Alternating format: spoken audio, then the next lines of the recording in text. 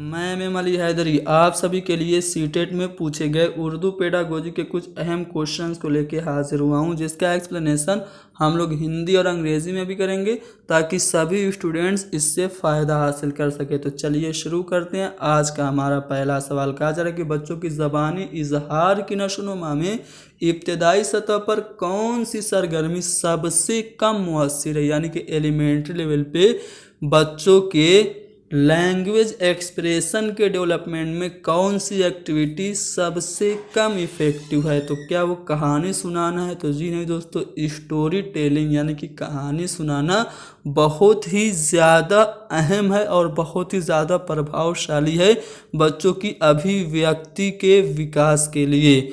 तीसरा ऑप्शन देखते हैं, ज़बान में अपनी ज़बान में कहानी सुनाना यानी कि खुद की स्वयं की भाषा में कहानी सुनाना, ये भी बच्चों की भाषाई अभिव्यक्ति के नशोनुमा में अहम है।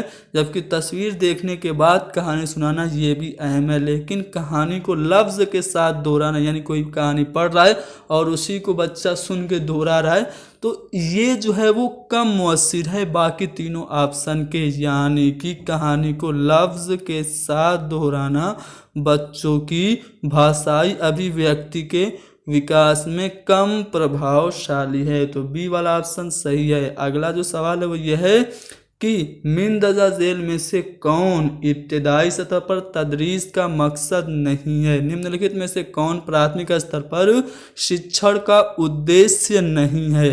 पहला ऑप्शन है खुद की कही बात की मंतकी तस्दीक, यानी कि स्वयं जो कुछ भी बच्चा बोले उसको तार्किक रूप से सिद्ध करे।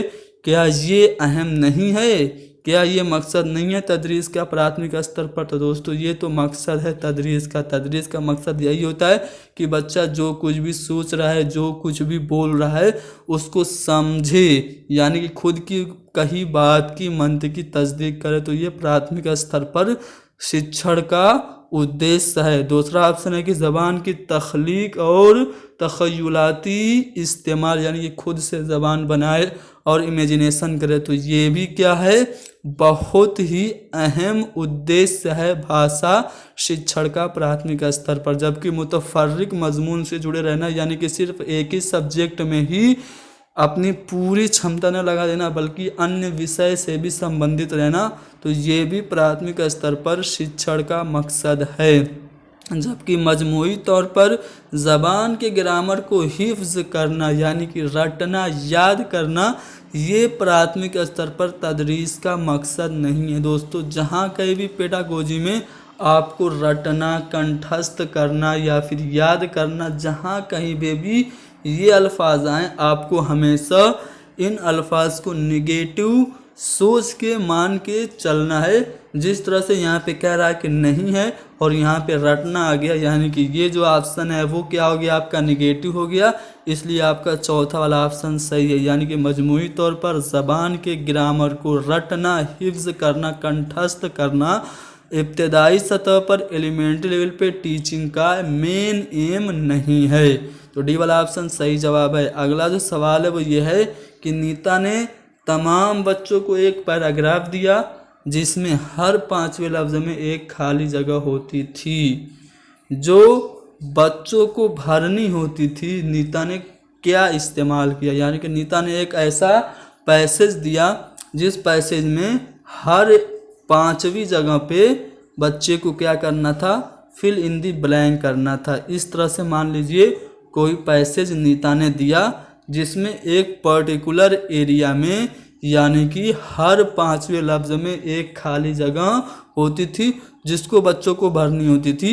तो ये जो नीता है वो क्या इस्तेमाल कर रही है, क्या वो रीडिंग टेस्ट ले रही है बच्चों का, राइटिंग टेस्ट ले रही है, ग्रामर टेस्ट या फिर क्लोज टेस्ट ले रही है। तो दोस्तों इस तरह से जो कोई भी मेथड होता है जिसमें एक पैसेज में कुछ पर्टिकुलर एरिया में खाली जगह होती हैं और उन खाली जगहों को बच्चों से भरवाया जाता है, तो इसको हम लोग क्या कहते हैं, क्लोज टेस्ट कहते हैं। तो दोस्तों ये जो नीता कर रही है बच्चों से हर 5वें लफ्ज़ के बाद खाली जगह दे के भरवा रही है, तो वो बच्चों से क्लोज टेस्ट करवा रही है। तो चौथा वाला ऑप्शन सही है। अगला जो सवाल है वो ये कि समाजी तामुल का तस्वुर किससे वाबस्ता है। दोस्तों अगर मैं इसको हिंदी या अंग्रेज़ी में बताऊं तो आप फौरन आंसर पा जाएंगे। समाजी तामुल यानी कि सामाजिक अंतःक्रिया जिसको हम लोग कहते हैं, सामाजिक अंतःक्रिया, सोशल इंटरेक्शन जिसको कहा जाता है। तो दोस्तों सोशल इंटरेक्शन यानी कि सामाजिक अंतःक्रिया का जो कंसेप्ट है वो किसने दिया आपको पता होगा। ये कंसेप्ट दिया वाइगोस्की ने। वाइगोस्की ने जो अपना थ्योरी दी उसका नाम क्या था, socio cultural development theory, socio cultural development theory. तो इस थ्योरी में उन्होंने क्या बताया, इस थ्योरी में वाइगोस्की ने ये बताया कि जो बच्चे होते हैं वो समाज से अंतःक्रिया करके सीखते हैं, यानी कि हम कह सकते हैं कि समाजी तामुल का जो तस्वुर दिया वो वाइगोस्की ने दिया था। दोस्तों बाकी ऑप्शन भी डिस्कस कर लेते हैं। स्किनर की बात करते हैं, इनका पूरा नाम BF स्किनर है, जिन्होंने अपनी लर्निंग थ्योरी दी जिसका नाम है क्रिया प्रसूत अनुबंधन का सिद्धांत। और इन्होंने जो प्रयोग किया था वो किस पे किया था, चूहे और कबूतर पे इन्होंने प्रयोग किया था। चूहे और कबूतर पे प्रयोग किया किसने, BF स्किनर ने।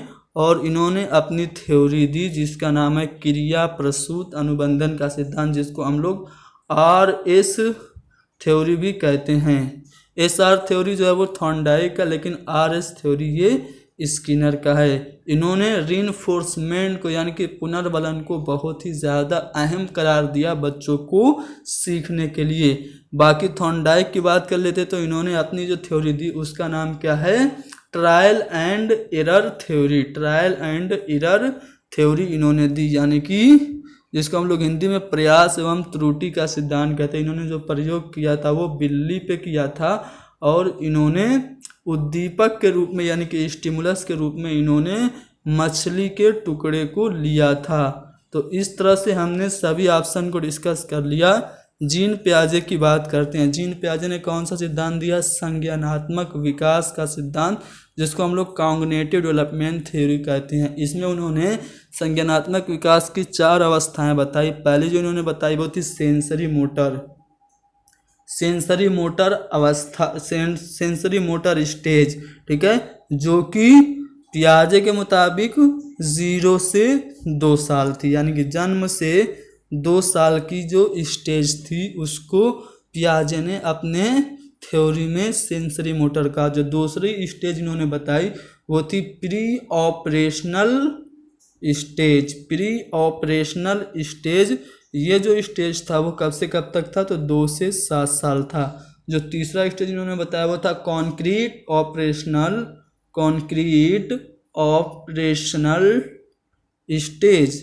तो कॉन्क्रीट यानी कि मूर्त संक्रियात्मक अवस्था जो है वो 7 से 11 साल बताई पियाजे ने। जबकि जो चौथी अवस्था इन्होंने बताई वो थी फॉर्मल ऑपरेशनल स्टेज। तो फॉर्मल ऑपरेशनल स्टेज जिसको हम लोग औपचारिक संक्रियात्मक अवस्था कहते हैं, ये इन्होंने 11 से परिपक्वता तक या वयस्क होने तक बताए। तो इस तरह से हमने स्किनर के बारे में भी जान लिया, पियाजे के बारे में भी जान लिया, थॉर्नडाइक और वाइगोस्की के बारे में जान लिया। वाइगोस्की ने ही समाजी तामुल यानी कि सोशल इंटरेक्शन, सामाजिक अंतःक्रिया का कंसेप्ट दिया था। बढ़ते हैं और देख लेते हैं अगला सवाल।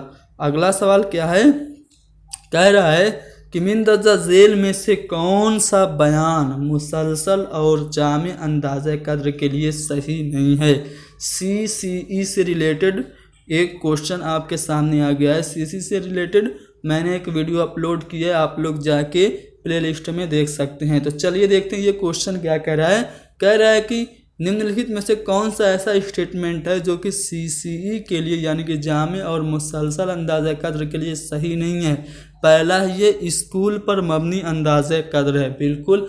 जो कंटिन्यूअस एंड कम्प्रिहेंसिव इवेल्युएशन है वो एक स्कूल रिलेटेड इवेल्युएशन है, तो ये बात तो बिल्कुल सही है। ये तलबा में दबाव को कम करता है, बिल्कुल। जब CCE हम करते हैं, कंटिन्यूअस एंड कम्प्रिहेंसिव इवेल्युएशन करते हैं, पूरे साल में, पूरे तालीमी साल में बच्चों का हम लोग जब अंदाज़ा कद्र करते हैं तो इससे बच्चे दबाव कम महसूस करते हैं, तो ये बात भी बिल्कुल सही है।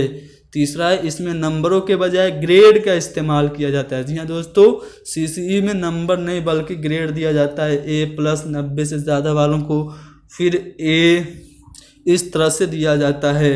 ठीक है, इस तरह से दिया जाता है। B1 और B2 इस तरह से ग्रेड दिया जाता है। तो ये भी CC यानी कि मुसलसल और जामे अंदाज़े कद्र के लिए सही है, लेकिन ये कहा जा रहा है कि ये असातिज़ा के बोझ को बढ़ाता है। ये जो बात है वो सतत और व्यापक मूल्यांकन यानी कि CCE से रिलेटेड गलत है। तो हमारा जो सही जवाब हो जाएगा वो D वाला ऑप्शन हो जाएगा।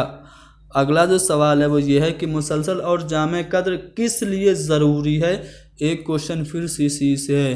तो जो CCE है वो क्यों ज़रूरी है? क्या ये तदरीस के साथ तशख़ीस का यानी कि टीचिंग के साथ एवेलुएशन का तालमेल बैठाने के लिए ज़रूरी है, या फिर तालीमी इदारों की जवाबदेही कम करने के लिए, या फिर असातिज़ा को मसरूफ़ रखने के लिए, या ये समझने के लिए कि आमोज़िश का अंदाज़ा कद्र किस तरह किया जाता है, दर्ज कैसे किया जाता है और कैसे सुधारा जाता है। तो दोस्तों जो CCE है उसमें यही है कि हम लोग लर्नर को उसको हम लोग चेक करें कि बच्चा किस तरह से सीख रहा है और कितना उसने सीखा। तो हम कह सकते हैं कि मुसलसल और जामे अंदाज़े कद्र इसलिए ज़रूरी है क्योंकि ये आमोज़िशगार का अंदाज़े कद्र कैसे करना है, क्या क्या दर्ज करना है और उसमें क्या क्या सुधार करने हैं ये बताता है। तो इस तरह से हमारा चौथा वाला ऑप्शन सही है। अगला सवाल जो कि मैंने इसको अपने चैनल की फीड पे पब्लिश भी किया था, आप लोगों ने आंसर भी बताया था, फिर मैंने यहाँ पे शामिल कर दिया। इसमें ये कहा जा रहा है कि जब एक बच्चा फेल होता है तो इसका मतलब क्या है। अगर कोई भी बच्चा फेल हो गया तो इसका मतलब क्या है, क्या बच्चा पढ़ाई के काबिल नहीं। दोस्तों मैं पेडागोजी को हल करने के लिए थोड़ा सा एक ट्रिक आपको बता दूं। जहाँ कहीं पे भी आपको बच्चों की गलती दिखे तो वो ऑप्शन कभी भी सही नहीं हो सकता है। यहाँ पे बच्चा पढ़ाई के काबिल नहीं, सीधे सीधे बच्चे की गलती बताई जा रही है, इसलिए ये वाला ऑप्शन गलत है। बच्चे ने सवालों के जवाब को सही से याद नहीं किया, यहाँ पे भी बच्चों की गलती बताई जा रही है। बच्चे कभी भी गलत नहीं हो सकते हैं पेडागोजी के क्वेश्चंस के अकॉर्डिंग। तो एक बच्चा फेल हुआ इसका मतलब ये नहीं कि बच्चे ने सवालों को के जवाब को सही से याद नहीं किया था। तीसरा है कि बच्चे को प्राइवेट ट्यूशन लेनी चाहिए, तो यहाँ पे भी बच्चों की गलती। बच्चा फेल इसलिए हुआ कि उसने लापरवाही की, प्राइवेट ट्यूशन नहीं ली। और पेडागोजी में या फिर जो नई शिक्षा प्रणाली है उसमें बच्चों को ट्यूशन लेने पे कभी भी जोर नहीं दिया जा रहा है, इसलिए ये वाला ऑप्शन भी गलत हो गया। तो अगर बच्चा फेल होता है तो ये जवाबदेही किसकी है, ये किसकी फेलियर को शो ऑफ कर रहा है। तो अगर बच्चा फेल हो रहा है तो इसका मतलब पूरा सिस्टम फेल हुआ, कहीं ना कहीं सिस्टम में गड़बड़ी ज़रूर थी, शिक्षा व्यवस्था में ज़रूर कहीं ना कहीं खामी थी जिसकी वजह से बच्चा फेल हुआ। तो जब एक बच्चा फेल होता है तो इसका मतलब यह है कि पूरा निज़ाम फेल हुआ है। तो दोस्तों यहाँ पे हमने डिस्कस किए उर्दू पेडागोजी के कुछ इम्पोर्टेंट क्वेश्चन और उसका मैंने एक्सप्लेनेशन करने की कोशिश की। उम्मीद करता हूँ कि ये सवाल आपको समझ में आए हैं। समझ में आए तो इसको ज़्यादा से ज़्यादा शेयर करें, हर एक उर्दू के तालिब इल्म तक हमारी ये वीडियो पहुँच जानी चाहिए। Thank you very much.